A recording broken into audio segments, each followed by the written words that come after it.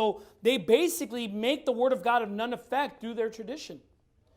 Their traditions made exceptions so as to fulfill their own desires and lusts. Okay? You're like, man, that's really bad. Yeah, but you know what? People still do that today. Let me give you an example. You'll have churches where the Bible clearly says in John chapter 4, make not my house a house of merchandise. They're not going to deny that. It's in the Bible. They're like, don't make the house of God a house of merchandise.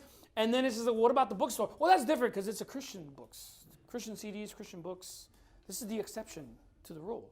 It is Corban. It's just like, yeah, but I thought we weren't supposed to sell anything in the house of God. Yeah, but it's different. We sell this so we can put it back into the building. So we could put it back into the work of God. So we could buy tracts and all these things. It is Corban. So what do? They make the word of God of none effect through their tradition because they learned that from some Bible college that told them to do that. They learned that from some traditional independent fundamental Baptist, greedy of filthy lucre pastor who taught them to do that.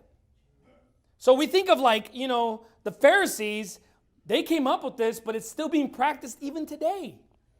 Where they say, well, can't make the house of God the house of merchandise, and they'll even criticize, independent bookstores that have, books, and maybe they might have Catholic books and Mormon books and Christian books, but they still have bookstores in their church selling this material, and it's just like, hey, I thought you weren't supposed to do that. And it's just like, yeah, but they're Christian, so it's different. We put a Christian label. It is Corban. It's a gift. Therefore, we're not going to suffer the consequences of turning the house of God into a house of merchandise. Because it's different. It has a Christian label on it. People still do that, okay?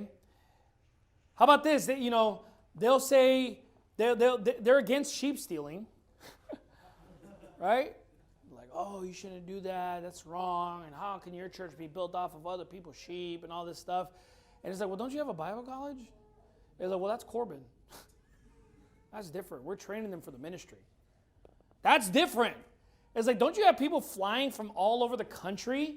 Don't they come to your church? Don't they start tithing to your church?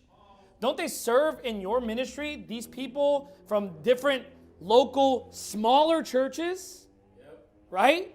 Smaller churches, you take the laborers from their churches, their sheep, and most of the time those students actually end up staying there because they like being in a big church or whatever it may be, and it's just like they ended up transferring their membership. Isn't that sheep stealing, Pastor? And they're like, well, no, it is Corban. It's a Bible college. Corban Baptist Bible College. Right? It's Corban. We're training them for the ministry. This is different. Or it's just like they preach against going to university. They preach against, putting your kids in the public school system. But it's like, well, don't you have a Christian school? It's like, yeah, but it's Corban, though.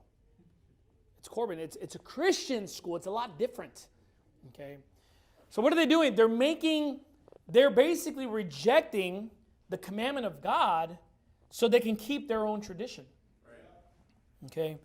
So this concept is